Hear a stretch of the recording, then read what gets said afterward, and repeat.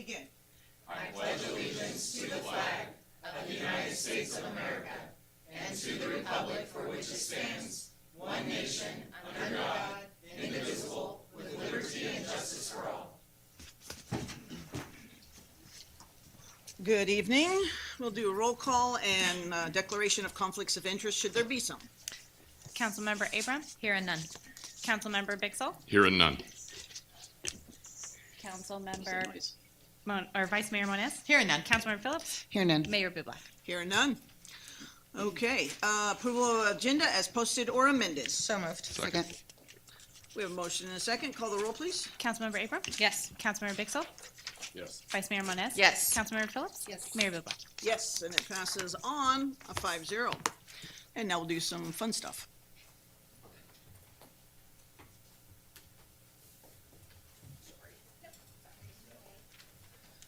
All right, Gabe, come on up, buddy. It's your time. No, we get this done. Okay, so first the disclosure. I believe my husband hired you twice. Yes, twice. Yeah, so he's the guy. Okay, so tonight we're going to recognize Coach Gabriel Bolton, who is the all-time winningest coach in Stanislaus State women's soccer history, which is a huge accomplishment. Over the course of 20 seasons, Coach Bolton has built an extraordinary 212 wins, 118 losses, and 44 right in the middle record. His leadership was guided to the Warriors to 11 postseason appearances, including 4 NCAA tournament berths and multiple CCAA championship runs. His consistency and competitive excellence have made this program one of the most respected in the conference. The 2013 season stands as a historic. That team became the first undefeated conference champion in CCAA history, earning Coach Bolton both West Region Coach of the Year and CCAA Coach of the Year honors. Just 1 year later, in 2014, he led the Warriors to their first ever NCAA West Region Championships and a #1 national ranking. A milestone moment for the program and the university, and probably you.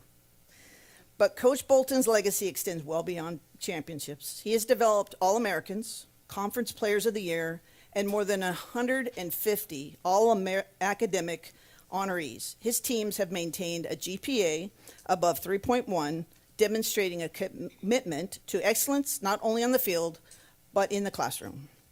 Through vision, integrity, and dedication, Coach Bolton has elevated Warrior women's soccer to national prominence and created a culture of success that will impact generations of students and student athletes. So before I finish wanting them to welcome you tonight, I want to make sure I get the statistics right. In 18 months, you and your student athletes went out and did stuff for the public. Like, what was the statistic on that? In the last 18 months, we did over 4,500 hours of community service. That's crazy cool. So please join me in celebrating Coach Gabriel Bolton and his remarkable accomplishments as he goes on to Fresno.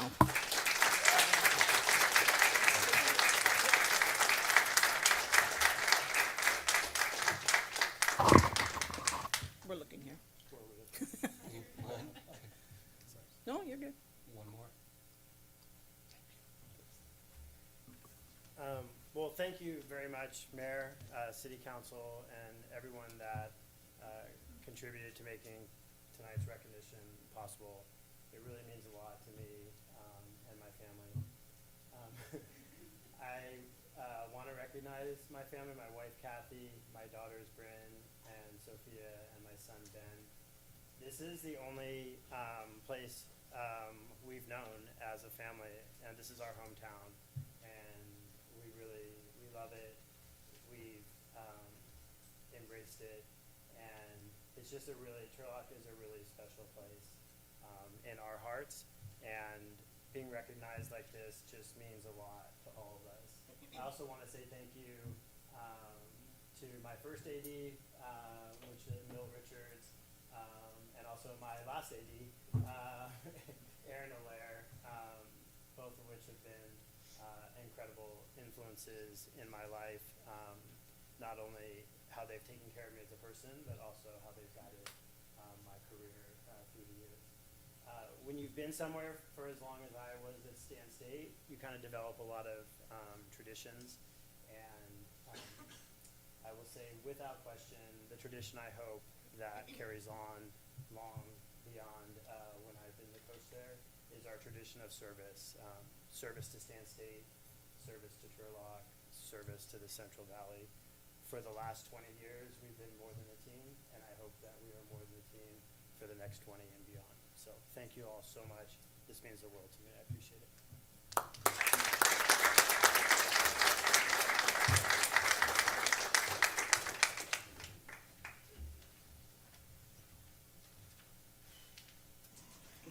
Okay, now, Lisa McDermott, you can top that. Maybe you can get them to help with the hours of service towards the Carnegie. Number of years in a position, maybe, I don't know. What is this, the 14th time I've been in front of the city council for an Good annual point, report? right? So, I don't know if that tops the coach, but thank you for inviting me again. It's always so much fun to come in front of city council with a positive report. This year we'll be talking about our 24-25 fiscal year, which is the 14th year that the Carnegie has been in operation in the beautiful facility, and we appreciate the partnership that we have with the city to make this happen. For those of you who may not be familiar with the Carnegie Arts Center, I just want to quickly say we advance our mission to be a regional gathering place for vibrant engagement with the arts by promoting creative activity of all kinds. Our galleries exhibit art from around the world and around the corner, and we provide educational and entertaining programs to all ages and interests. Whenever possible, we link the art that's on exhibit in the galleries to other art forms through classes, lectures, films, concerts, poetry readings, and a variety of family activities. We just want everyone in the community to find a way to explore and experience the arts with us. So participation in 2024-25, our attendance numbers remain pretty steady. We continue to increase the number and kinds of programs that we put on our calendar, trying to balance out the many youth programs and activities that we have by adding more programs for adult audiences this year. We're always mindful of the City Council's mandate that we be sure that youth programming makes up a significant portion of our offerings. During the past year, 51% of the classes that we offered were for youth, making up 54% of our total enrollment. 37% of the programs and events were designed specifically for youth and families. And that is 37% of, I don't even remember how many, but we do so many monthly programs, and the adult programs encompass everything from a gallery talk during an exhibition to an opening reception, all of which we have families attend, but they're just not designed specifically for that. Our annual youth art show in June of 2025 included artwork by an amazing 265 young artists, ages 5 to 18. That's probably more than the adult artists we exhibited over the course of the whole year. Last year, our major fall exhibition in September of 2024 was a traveling exhibition that featured works created by artists that used only reclaimed and recycled materials from San Francisco's waste management facility called Recology. It was an exciting, fun, educational experience for all of us, especially our area's school students who saw art created from materials as strange as construction debris, wire and fabric remnants, broken dishes, discarded stereo equipment, car parts, and even discarded old family photographs, all of them rescued from the dump. The field trip emphasized reuse, recycling, and even the art project that the kids did in the studio involved reusing and making a collage from old magazines that were discarded. The Valley Focus exhibition, which is our spring show every year in 2025, was an exciting opportunity that brought together 12 young artists, ages 21 to 35, who are living and working in our region. They came from Fresno to Sacramento, including several from Turlock, who are students at Stan State or just graduated from Stan State. They represented a variety of media and perspectives, and it was just exciting to see what these young people were doing, where they are in their careers at this moment, and just imagine what they're going to be doing here in the Valley in the future. As we've been doing for many years, we start our season in the summer, in July and August, with the exhibition, the Carnegie Art Showcase, which is a juried competition. And we closed the year in June with our youth art show, Ready, Set, Show. Together, these two exhibitions are a great opportunity for every creative person in our community, young and the not so young, to participate with us by exhibiting. As always, the field trip program is the highlight of everybody's experience at the Carnegie. With grant funding from the Boyette Foundation's Make Dreams Real Fund, we put effort into bringing more and more schools from rural areas and lower income areas to participate with us. The grant that we receive covers outreach, busing, and participation fees for schools that have a higher percentage of low-income students or schools who have not visited the Art Center before. New to our program in 24-25 were elementary schools from Houston and Gustine, and we brought in high school students from Denier High School. In fact, it was their environmental club that came to see the Recology show. So it wasn't even the art students, it was the students who would participate in their environmental program. As we have for at least the past 12 years, all of the third grade students from the Ceres Unified School District come to the Carnegie Art Center on a field trip every year. The Boyette Foundation funding for field trip support was renewed again for 25-26, so we're making use of those funds right now, and we continue to extend the reach of this opportunity throughout the region. In fact, on Thursday this week, we have a school from Waterford and we have a school from Stockton coming. Another highlight of the year, our 4th annual banner contest for the downtown light poles was themed on Central Valley agriculture. Sponsored by Roebuck Refrigeration, TID, F&M Bank, and with the support of the Turlock downtown property owners, we were able to select 40 winning designs from the more than 200 entries that we received. The kids whose work was selected ranged in age from 4 to 17. All of them were excited. One of the photos you see here we took at Walnut Elementary Education Center, 14, I can't even count them now, of the winning entries came from students at Walnut. Wow. Another highlight was a grant that we received from the Omega Nu chapter of Modesto, which funded the establishment of a program aimed at using creative expression to manage stress and support mental health. It's called the Wellness Art Club. A skilled recreational therapist leads these free sessions that are open to everyone. We began the program in September of 2024, offering sessions twice a month, serving 169 participants in the first year. A smaller grant was renewed and received for this season, 25-26, so the sessions have had to be pared back to just one time a month, but participation is still steady. In the fall of 2025, we mounted an exhibition of the works of the participants in this program, most of whom are not professional artists, and in our lobby gallery, and we feel very strongly that this is a program we want to continue to support even if the grant funding doesn't remain available. It's an important way to serve the community. 2 beautiful fundraising events were held this past season. 2 Turlock families, amazing, wonderful, generous families, opened the gates of their gardens to welcome 150 guests each for an evening of food, wine, music, and art. Sponsorship, ticket sales, and a silent auction raised funds through these events, supporting the important programs and exhibitions that we create for the community. We have another fundraiser coming up in April 26th, which is the first time we're actually doing a fundraiser in Modesto to try and get more Modesto people to engage with us through donations and fundraising support. The block party in 2025 was a big success. We estimate 700 people attended on a near perfect day in early June. The event took place this year in Central Park. As part of our strategic plan goal to engage with the community, we realized that asking people to come to the Carnegie Art Center meant that they needed to know where we were and who we were. So by being in Central Park, we engaged and encountered people who didn't know about the Art Center before. And we feel like we made some real inroads and strong connections with the free activities that were offered.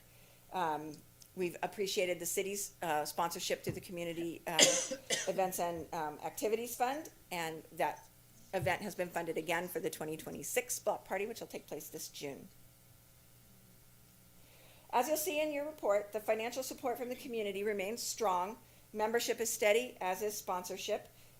We are really fortunate to have the support of the business community as our season sponsors.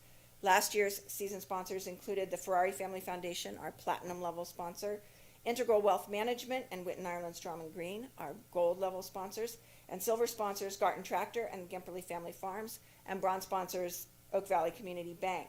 We're also very lucky to have generous in-kind support from local businesses Lancaster Painting, Paul's Paint Company, and Acme Electric. We could not do what we do without their support with in-kind goods and services, and we rely on these essential partnerships. Now for the boring part, the money. As you know, for as long as we've been around, fundraising, facility rentals, and community support by membership and sponsorship are the key revenue sources that we rely on every year. Our endowment fund exceeded $3 million in value this year, which is a first. And the earnings from that fund are able to help us balance our budget every year. The single largest expense in the budget, as always, is staffing. Keeping our programs, classes, field trips, events, and exhibitions fresh and running smoothly requires the dedication of a very mighty but small team. Maintaining the facility and serving our many customers and visitors takes time and attention to detail. I am incredibly proud and want to honor our staff with how much they contribute to the Carnegie's success. Thanks go to Assistant Directors Megan Hennis and Melissa Brown, who always make us look really good. In July, to start our new fiscal year, we added a new team member. Leah Sylvester Franklin is here with us tonight. Say hi to our council. Leah joined us as our first ever development director. Leah's taking charge of fundraising programs, and she has an amazing track record with a couple of nonprofits in Modesto, and she's already proving to be an amazingly great asset. And we're happy to have her with us. Currently on view, if you come by now, you'll see in our Ferrari Gallery a retrospective exhibition of works by Modesto artist Bill Harris. Bill's been a fixture in the regional art community for over 40 years, and we are just excited to feature his work in this year's Valley Focus exhibition. Bill's photographs are displayed alongside his photorealistic paintings and watercolors. If you come to the gallery, I will challenge you to tell the difference. They are so good. In our lobby gallery, on the flip side, the lobby show is called On the Edge, Abstraction at Work. And the theme is abstraction. So in one gallery, we have photorealist paintings, and the other gallery, we have abstraction. You can go back and forth, see what you like better. The abstraction show has over 60 pieces by over 40 artists, and their different techniques and approaches to abstraction are amazing. Come visit us. There's our website. There's our social media platforms. There's lots to see and do all year long. I hope to see everyone at the Carnegie soon, and I am happy to answer questions if you have any. Questions for Ms. McDermott? You are exceeding the 25% youth by numbers crazy. That's awesome. I really appreciate that. Well, it's important to all of us. You gotta get them going, It is yeah. important to all of us, so thank you. Because otherwise they're gonna have to do stick people like me, and that's not gonna be good. You know what? We like the stick people. We don't All like the right. stick people. Thank you so much. I look forward Thank you. to being able to look at one of them soon. Thank you. Okay, now we have our treasurer doing a presentation. Treasurer Abram. Were you offended when she said that the numbers were boring? Good evening, Mayor, Council, City staff, and members of the public. I am the City Treasurer, and I'm here to review the city's investment portfolio. First, just a little reminder on how my role interacts with some of the other departments here. The Council is responsible for setting policy and approving spending. The Finance Department does all the day-to-day accounting, financial reporting, and Director Moreno will communicate to me if we have excess cash to invest or if we have a big project coming up that needs some funds. And then I'll go and invest the funds, and I do that in accordance with California law and our city's investment policy. Our investment policy lays out our objectives of safety, liquidity, and return, and I'll talk more about those in a second. It also specifies the types of investments that we can make, and pretty much the investments we can make are short-term, high-quality bonds. bonds are safe, maybe a little bit boring, and they don't get as much media attention, so I thought it'd be helpful to kind of give everyone an overview of what the bond market did last year. So this is the yield curve. It shows for a moment in time the different interest rates you could get on treasury bonds of different maturities. So here I have 0 to 5 years of maturity because those are the ones that we can invest in. So the blue dashed line at the top is where rates started the year, and the orange solid line on the bottom is where rates ended the year. So as you can see, rates went down 0.5% to 0.75%. And yeah, they're kind of settling it now in between 3.5% and 3.75%. Why did it go down? Well, on the short end of the curve, it's related to monetary policy. So that's where the Fed sets the overnight lending rate, because they're trying to set it at a rate where we'll get 2% inflation and support maximum employment. So the Fed's been lowering rates on the shorter end of the curve. On the longer end of the curve, it's more market-based. It's related more to long-term inflation projections as well as economic growth. Strategy-wise, what should you do when rates are decreasing? We want to lock in higher rates for longer. So we don't want shorter bonds because those are going to be reinvested at lower and lower rates as rates go down. You want to kind of lock in your money for a longer period of time, and that's what we've been trying to accomplish. Now to our portfolio. Safety of principal is our top objective. So again, we don't want to suffer investment losses, so we're investing in high quality short-term bonds. 65% of our portfolio is dedicated to treasuries and agencies, so those are backed by the full faith and credit of the US government. They're very safe.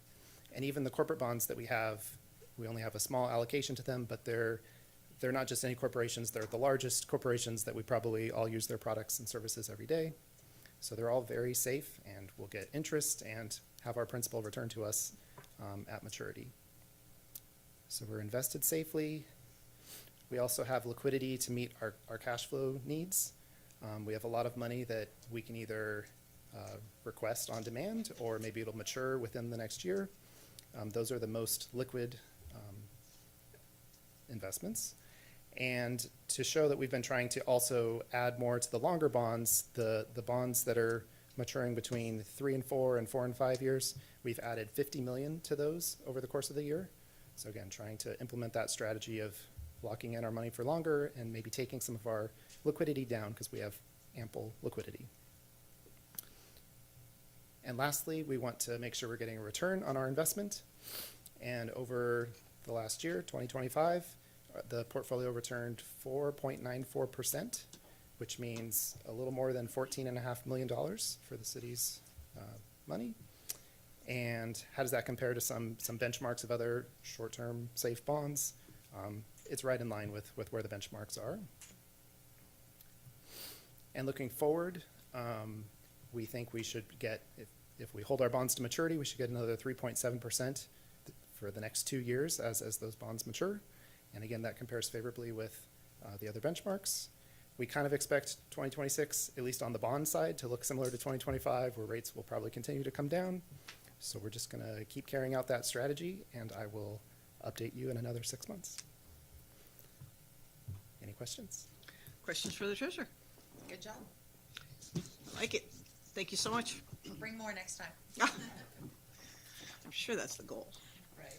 Okay, the next item is appointment of planning commissioner. I make a motion to approve Patrick Jensen as planning commissioner. Sure, so moved. Second. A motion and a second. Will you call the roll, please? Councilmember Abram? Yes. Councilmember Bixel? Yes. Vice Mayor Moniz? Yes. Councilmember Phillips? Yes. Mayor Bublak? Yes, passes on a 5-0. Welcome, Mr. Jensen.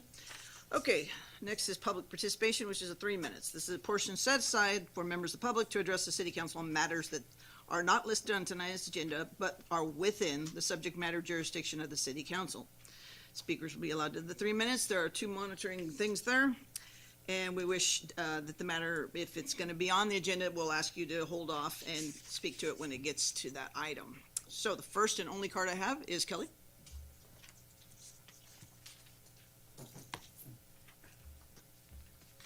Good evening. For those of you that don't know me, my name is Kelly Coelho. I'm a mother, veteran, and a community advocate right here in the city of Turlock. I want to first start off with saying welcome, Gary Hampton. I've actually contacted your office today. I'd like to set a meeting. Since Sue is no longer here and didn't respond to multiple emails that I had, I'm just asking if I can, have a meeting with you and discuss some concerns I have right here in the city of Turlock. Let's just start off with the real estate fraud that we have right here going on within our city. I'm sure you guys are looking at me like you don't know what's going on, but I know you guys know. You guys know exactly what's going on. We have tons of real estate fraud. You guys know what I'm talking about. So I'm going to hold you guys accountable to that. So we're going to hold these NGOs and you guys literally accountable for these actions because it is completely unethical. Also, I want to bring up another point that I never got a response from Mayor Bublak.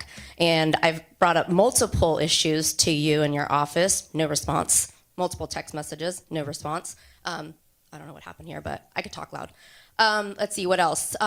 George, I want to ask a question regarding the issues that I brought up to you regarding Chief Hedden, who decided to make a public comment regarding my daughter's open investigation right here in the city.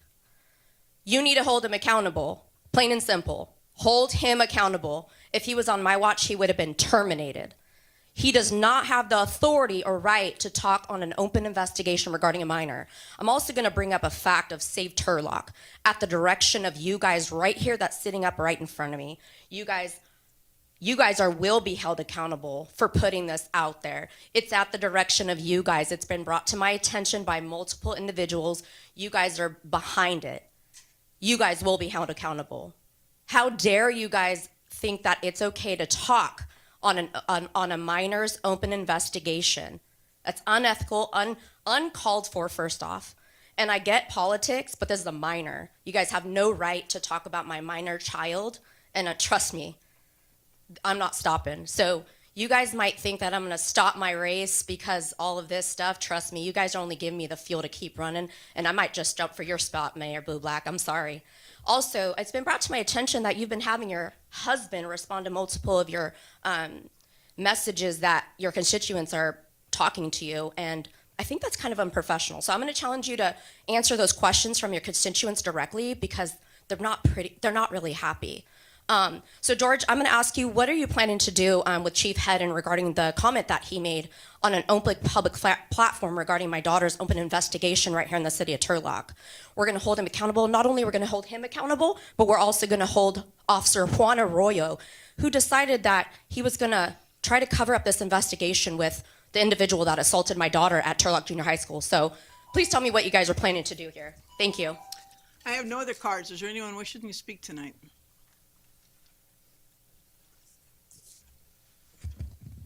Good evening, Turlock residents and council. Justin Farkas representing the office of Assemblyman Alanis. I have a lot to go over and not a lot of time, so I'm going to just get right into it here. The Assemblyman has received some changes to his committee assignments. He's been removed from the Budget Committee. He's been added back to the Water, Parks, and Wildlife Committee. He's been removed as Vice Chair of the Agriculture Committee and the Natural Resources Committee, but he remains on both of them. He has added Vice Chair of Labor and Employment, as well as retaining Vice Chairmanship on the Public Safety Committee. He's still on the Business and Professions and Public Employment and Retirement Committees as well. We have two bills still alive from our last session last year. Assembly Bill 767 involving sexually violent predator placement. That bill is now in the Senate, and it would extend the same protections to to day cares and home schools as private and public schools have quarter-mile radius preventative placement for sexually violent predators out on conditional placement. Assembly Bill 277 is in regard to behavioral health technicians and mandating background checks for those individuals working as behavioral health techs. That bill is also in the Senate. And our bill package for this year has been fully fleshed out. We've got a full docket before us this year. We're going to be touching on small business, on veterans issues, education, agriculture, of course, and most obviously public safety, with a very specific emphasis on the safety of our children here in the community. So if you have any questions, I'm always around to answer them for you, or you can get a hold of our office. Thank you. Anyone else wishing to speak? Yeah, Mary.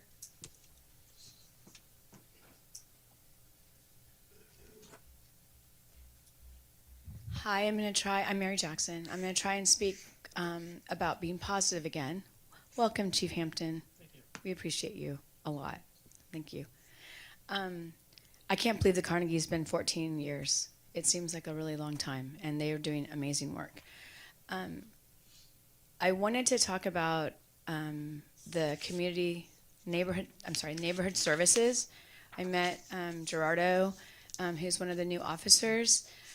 They are going around and getting to know the members that are unhoused or homeless in our community. And it's just refreshing to know that there's someone that seems to take the place of Bob Boyd, who was just instrumental in trying to help so many men and women, especially the veterans, to get off of the streets. And so it's just so positive to see someone who's just very energetic about their job, and very excited about being there and doing a good job. So I just want to say kudos for that, for the team. It's wonderful to see them just going out and trying to meet the people that are in the parks and to make sure they have what they need, like when it's inclement weather, when it's raining, let's just say that. I wanted to talk about, I've spoken before, I'm still trying to be positive, but my concern is that there's teenagers, usually it's junior high kids, that are riding bikes and the electric bikes. And I'm just concerned one of them is going to get ran over. On Sunday night, I picked up my girls from church at Sacred Heart, and I was driving down Canal. And these two kids were on bikes. They're wearing dark clothing, not wearing helmets, and one veered in front of me. Well, I'm older, but I'm at least quick enough to make, a reflex. I'm really concerned that we have to do something. I know Chief Hedden has got a lot on his plate, and he's very busy. But other cities have done this. Galt, I believe Marin, and I'll email you a list. But I really want to hope that we can get something done. I don't want to see somebody get hurt. I want us to be proactive versus reactive. So I appreciate that very much. And just remember, I know it's hard, as I've been hollered at as a city council member and as a school board member. So please just try to keep your patience.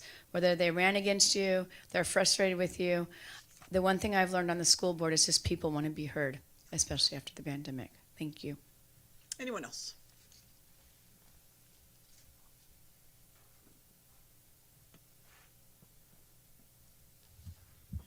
Good evening, council, staff, and community members. Milt Treeweiler. There are things that are important for cities to know, and that's what I'm going to talk about tonight, because we have to plan for the future. Unemployment in the United States is currently 4.3%. During the Great Recession of 2008 to 2009, unemployment peaked at 10%. We all remember how bad that recession was. Predictions of U.S. unemployment following robotic AI adoption vary wildly, ranging from increases to rates of 10 to 47%, with many experts warning of potential double-digit permanent high unemployment. Projected unemployment could reach 10 to 20% over just the next 2 to 5 years, according to some industry leaders. If robots are better at nearly all the tasks, unemployment could rise substantially, with models showing rates potentially hitting 24.8% or higher in heavily automated scenarios. What it's saying is there are a lot of different people who are making predictions, but they're using facts and information to make those predictions. Okay, this is going to be terrible because when people are unemployed, they're not going to have money to pay for food, they're not going to have money to pay for housing. So the city needs to have a plan to handle this problem of high unemployment when it takes place. And that's a plan that we need to be working on. The second thing, I also have a comment on my statement that the city attorney made after I made a comment regarding the consent calendar at our last meeting on February the 10th. The city attorney stated that this is the council's agenda, so the council makes the decision on the items that are on the agenda. No, that's not right. Actually, is not the case. It is state code and municipal code that determines what must be on the consent calendar. So these are important things that we need to think about, worry about, and plan for. Thank you. Anyone else? Okay, we'll close the public comment, and we will move on to city manager report updates. Thank you, Mayor and members of council. There's two issues I'd like to bring to your attention. During the first and second meetings of March, you will see strategic communications plan as well as a strategic economic development plan. Those were completed back in November. Now the final steps are to present them to you, avail a session for you to engage in questions, as well as open it up to community review and comment as well. At that point, if it achieves all of the city council's desires, we can finalize the document, and then it will become a public document that can be disseminated through the community as well as posted on the webpage. And then later in this agenda, you will see where one of the agendized matters reflects back onto one of these strategic plans, specifically the Economic Development Strategic Plan. So I just didn't want you to get caught off guard that we're bringing to you a 2 or 3 month old completed project. I can't really explain why it was delayed, but it is completed and ready to be presented to you. Thank you. Thank you. All right, this is consent calendar. So if there's anyone who wishes to speak regarding an item on the consent, please come up and express which one it is and tell us what the issue is. Okay, closing public comment. Move to approve the consent calendar as written. Second. Motion is second. Will you call the roll, please? Councilmember Abram? Yes. Councilmember Bixel? Yes. Vice Mayor Moniz? Yes. Councilmember Phillips? Yes. And Mayor Bublak? Yes, passes on a 5-0. Thank you. There are no final readings. And now the public hearings. I need Chris or Bill or everybody? Oh, everybody else left. It's you, Mr. Morse.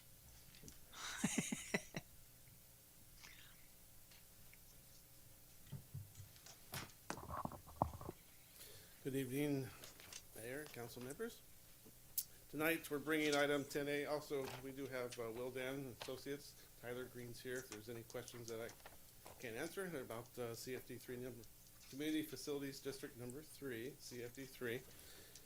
Tonight, this items include several procedure steps relating to annexing a new subdivision into community the CFD3 for maintenance services. First, the city clerk will confirm that all the required election and hearing documents have been received and are in order. If there is no majority protest following the public hearing, council will be asked to call and conduct a special election for the affected property owners, declare the results of that election, and finalize the annexation and introduce the ordinance that authorizes the levy and special tax within the annexation area. CFD3 was established in August 2025 to provide a dedicated funding source for ongoing maintenance tied to new development. This includes services such as street lighting, landscaping, sidewalks, and storm drain maintenance. In January 2026, council initiated annexation number 1, which would add the Monarch Estates subdivision into the district. The proposed of tonight's action is to continue the required legal steps to formally add that development into the district so that the long-term maintenance funding is in place. This ensures the new neighborhood pays for its share of services rather than relying on the city's general fund. Scope of services to be funded. If annexed, the district will fund ongoing maintenance for the Monarch Estates area, including street slurry, seal and future overlay work, street sweeping, storm drain and street light operation and maintenance, and upkeep and eventual replacement of street trees, sidewalks, curb and gutter. These services are consistent with the types of maintenance already funded by CFD3 number 3 for the other development. The next steps are tonight's hearing represents the second step in the annexation process. After confirming documents and holding the public hearing, if there is no majority protest, the council may proceed with the election and adopt the related resolutions. The final step will be the second reading and adoption of the ordinance authorizing the special tax. That final action is scheduled for March 10th, 2026.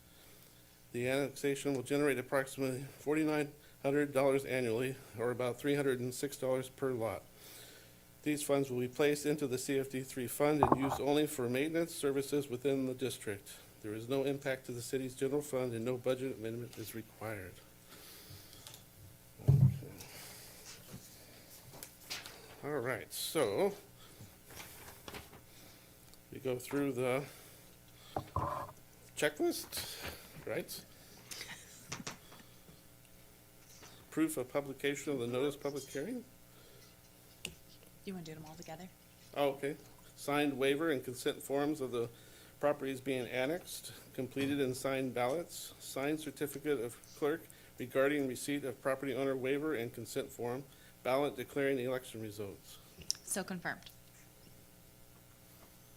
All right. Then ask if there are any questions from my colleagues. Okay, if not, then let's open it to the public. Any comment on this specific item? Closing public comment. I'll bring it back. Is there a motion for the resolutions? Motion to approve. Second. We have a motion and a second. Call the roll. Councilmember Abram? Yes. Councilmember Bixel? Yes. Vice Mayor Moniz? Yes. Councilmember Phillips? Yes. Mayor Bublak? Yes, passes on 8-0. What happened? Who died?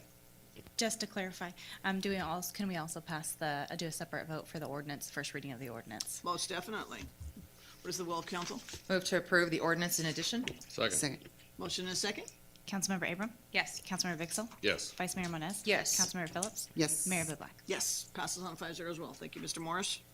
Okay, that's it. We Yeah, got that's more it. of these coming, so it's gonna It'll get easier. All right. Now, Mr. Petrolakis, you're up. Yes, Mayor and members of the council, before you are a handful of amendments to Title IX of the Turlock Municipal Code involving the zoning ordinance. They come to you with a recommendation to pass by the Planning Commission, and they really are in three categories. One is we're removing the definition of family daycare home from the zoning ordinance. This is a result of the housing element process with the State Housing and Community Development Department. You can't single out this kind of use separately for permitting, so we're removing it as a defined matter. Also, it's being removed from the use classification, so it'll be treated like other residential uses as required by HCD. The second series of amendments involves non-conforming uses. The existing code was inadequate and confused. It sort of collapsed non-conforming uses and structures into the same tests, and so this is really a wholesale rewrite of the non-conforming use provisions to make it clearer so staff and the public can understand what regulations apply. The third set involves conditional use permits. There are a number of changes there, including how you do denial. I think maybe the main thing is there's now a discontinuance abandonment process that if people abandon a conditional use permit for a number of months, 9 months, it can be removed with the appropriate due process safeguards that the city must provide. So that I'm happy to answer any questions. Also, Adrian Werner the Development Services Director, obviously can answer questions. Questions? I do have a question, Mr. Petrolakis. If you can just explain for the public following along, what is a non-conforming use and how they come to be? Yes, I can do that. A non-conforming use is a use that at one point in time was legal, but then basically usually comes up when the zoning changes and it makes it a use that is no longer legal within that zoning district. So say that there was a store, a little retail corner store that at one point in time matched the zoning or even was there before there was zoning or was annexed from the county and, was there when the city annexed it. If it was put into a residential zoning district that didn't allow a retail use, it was still a legal use, which is the legal part. And then the nonconformance was it didn't meet the zoning requirements. So that kind of use has a right to stay there as long as it's in that same use. And generally, so long as it's not expanded or it's only expanded pursuant to the city code, things like that. So that's how they arise. Any other questions? All right, let's open it to the public. Anyone wishing to speak on this item? Okay, I'll close public comment. Move to approve. Second. A motion and a second. Call the roll, please. Councilmember Abram? Yes. Councilmember Bixel? Yes. Vice Mayor Moniz? Yes. Councilmember Phillips? Yes. Mayor Bublak? Yes, passes on a 5-0. Thank you, Mr. Petrolakis. All right, moving on to action items. This is a money man's moment. I know.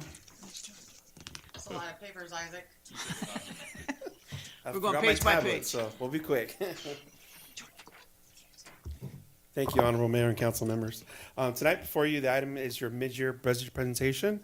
This is typical for us to give a good overview of how the system is doing financially through the budget process. The mid-year is a key financial aspects because we have a lot more data than you're seeing in your traditional first quarter or third quarter.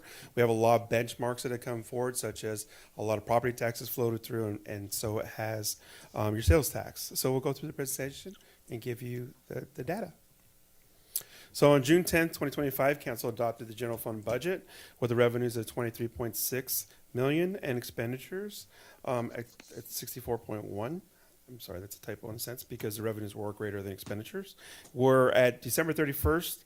We did have an over exceeded. Our revenues are adjusted due to the first quarter amendments, but our revenues are still exceeded our expenditures.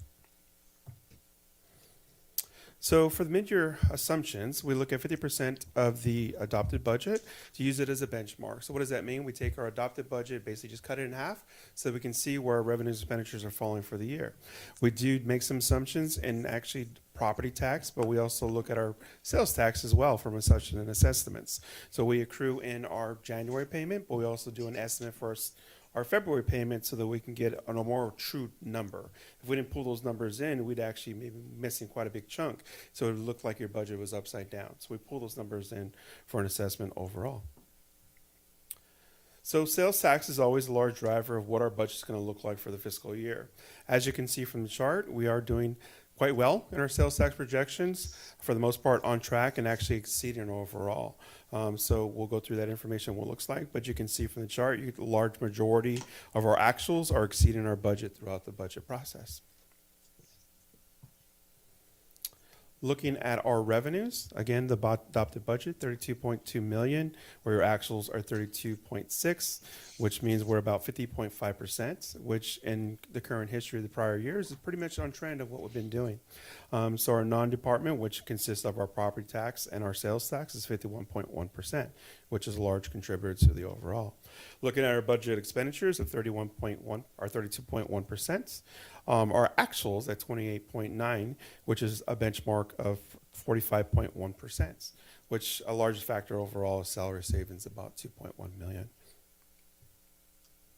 So that brings our overall net gain or loss as a gain of 3.8 million. Again, a large standpoint of that is salary savings through the year, and then also your projection of sales tax coming in about 600,000 more than projected. So augmentations, which are traditional for the overall, if we're doing a mid-year, we did kind of keep it slight because we did some augmentations in the first quarter, but we are making some recommendations that have slight overall impact, but not to a larger degree. So some positions, like 1.5 are reclassifications. A lot of this is really cleaned up positions and how their acting duties are. So I call it like a cleanup in the sense of how the classifications work. We are proposing one budget position for the police department. This is going to be funded out of two funds. One is going to be the general fund at 50%, and the other one being out of cannabis fund. And I'll explain why. So some of the process, and you saw some of the ordinance coming forward, they're going to be stipulating ordinance changes that are going to be impacting the police department. Some have already come forward, which you saw the massage parlor come back. That was an impact to how the permitting process is coming forward. Your ordinance for the smoke shop potentially is going to come forward, which is a large, great ordeal of impact and how we're going to be dealing with permits and how it comes. So this position being proposed at this time because of that, to be able to take up that increase in cost or increase in overall workload. So the general fund impact just from those, again, not a large ordeal, $18,000. Other services like contracts and things of that nature at $58,000, not a large overall lift for the mid-year. Again, because we did some great jumps in the first year or the first quarter. So non-general funds, 5.5 reclassifications, creating more of a hierarchy within our water and sewer fund. And we've already talked about the cannabis fund and overall. Other services are going to be provided and proposed Really, these funds have already exist. We're amending the budget really to bring them forward so that we can take care of expenditures that are going to be coming forward. The first one is going to be the big one, which is $250,000 within our PEG fees. Again, we have those monies; they're in reserves, but it is for some compliance factors that are be coming forward, which are going to be actually updating the communication system within this public. So, out of the general fund, we move into our other major funds. Some of the programs that you'll see on there make up are primarily going to be your bigger ones is Measure A. Measure A, you do see a net loss. That is because we're, not accruing 2 months of sales tax like we do for the jail fund. But we also have, in the roads program, a large amount of capital projects that are pulling into reserves, so we are on track. Same thing with Measure A General. You do see a large impact, again, not accruing 2 months of sales tax coming through. If you did accrue those, you'd actually pretty much reduce that overall impact of net loss. But you also did a large transfer of $2 million for equipment fund going from the public safety, both fire and police. So that's why you're seeing those impacts. All other funds seem to be trending on track. Again, looking at the overall numbers, we do seem to be financially moving stable and on target for budget. Is there any questions? Questions? Okay, let's open it to the public. Anyone wishing to speak on this item? Take the notes and answer later. I have a question regarding a specific fund. That is Fund 120, expense account 120-10-120-47367. What's our funding in that particular account at this time? And also, I know that we had a vote that went up before the public here at our last election, and that it did not pass. So I'm wondering how that will affect this Fund 120, simply because we didn't have that much money, and we weren't even going to get that much money in this fund when it went up for election. So I'd just like you to speak on those matters. Thank you. Anyone else wishing to speak on this item? Okay, we will close the public comment, and if you'll speak to tourism. Sure. So the 120 fund is a tourism fund. It is funded primarily by TOT, which assists with parks and actually economic development factors for the city. The ballot measure they're referring to did not go through. That has no impact on our current overall budget because we don't budget for that increase. It did not move forward, so there is no impact financially overall. All right, thank you. Any other questions, comments? I can actually bring that number back at a later date. My last for the 120 fund, the reserves coming out of 24, about 1.2 million. Thank you. So you just don't have all the balances on all the accounts off the top of your head, Isaac? What's wrong We with have you? like 90 funds, so You're falling no. off that I'm pedestal, good, sir. but not You're that good. you're slipping. Move to approve. Second. Motion and a second. Will you call the roll, please? Councilmember Abram? Yes. Councilmember Vixel? Yes. Vice Mayor Moniz? Yes. Councilmember Phillips? Yes. Mayor Bublak? Yes, and it passes on a 5-0. Thank you for that. And next, we have tourism. Tourism fund. It's popular. It is. Thank you, Mayor and council members. The item before you is kind of a connection. I'd like to actually take a little step back. You saw or heard our city manager talk about a strategic economic development plan. This program that we're referring to tonight is actually a bridge of that overall study. Because that study is actually going to come back, I think it'd be a cleaner message if we bring that study and this plan together so you can see the true nexus. Because that plan actually started this conversation of what the program is going to look like. So I'd actually like to propose to continue to a future item or a future meeting so that this program comes back with that strategic plan as well so that we can hear the two together. I think a lot of the comments that came out are giving gaps because you don't have that study. So I think giving that nexus together gives a good bridge so we can have a good conversation about that. Question? So this is the same item that we voted down, Very same item. right? Okay, and what you just said makes sense. It would have been nice to see the strategic plan first. Clearly understood. And the proposed date would be the first meeting in March. March This would 10th. come back, as well as the strategic plan would be before you at the same time. Maybe not simultaneously, but one after the other. I don't know, he can do it, although he messed up, he didn't know exact amount, so. All right, so, before we go to the motion, let me open it. I'm sorry. Yeah, no. Councilmember Abram had a comment. I'm sorry. Yeah, comment? Question? Okay, okay. We'll open it to the public. Anyone wishing to speak on this item that we are not going to vote on tonight? Okay, closing public comment. I'll make a motion to continue that to March, but I would like to add the comment that, my motion a month ago about we need to have more discussion. I hope that there is flexibility for us to, if the discussion comes that we want a more specific, targeted policy, whatnot, I don't want to necessarily see the same thing a third time in the row. That's fair. Fair enough. Second. But it was continued to March 10th, is that correct? Yes, is that the date that? That's the first. Okay, thank you. Yes, March 10th. All right, we have a motion and a second. Will you call the roll, please? Councilmember Abram? Yes. Councilmember Bixel? Yes. Vice Mayor Moniz? Yes. Councilmember Phillips? Yes. Mayor Bublak? Thank you. Yes. All right, thank you. Okay, now is the time for comments, announcements, and future items. Councilmember Abram. Councilmember Smith. Vice Mayor. Chief Jelnick, I'm so glad you're back. Thank you for all your hard work.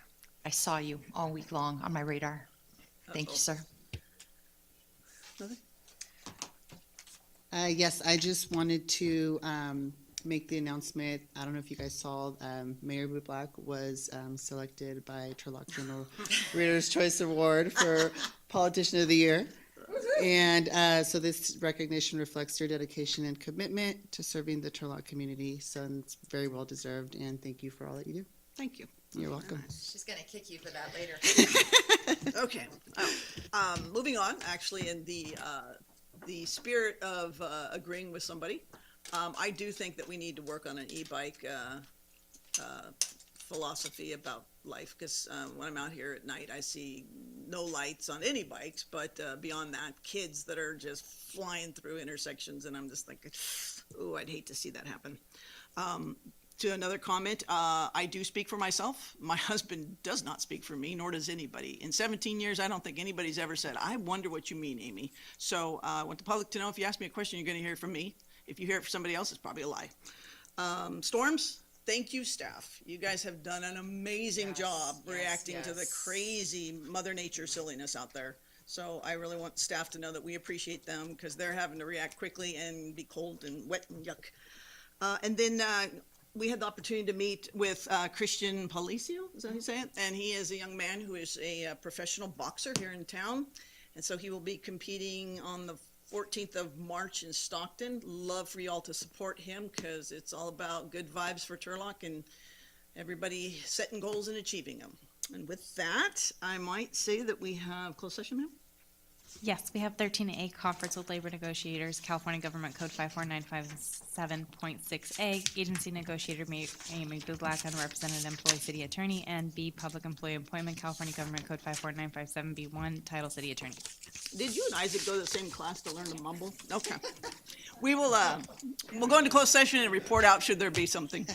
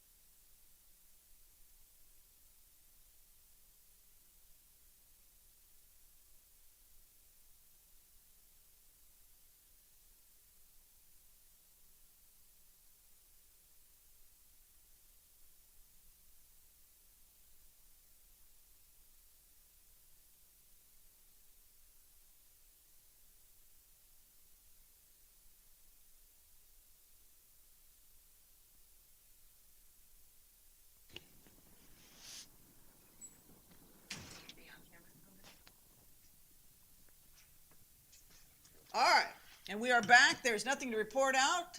We are adjourned.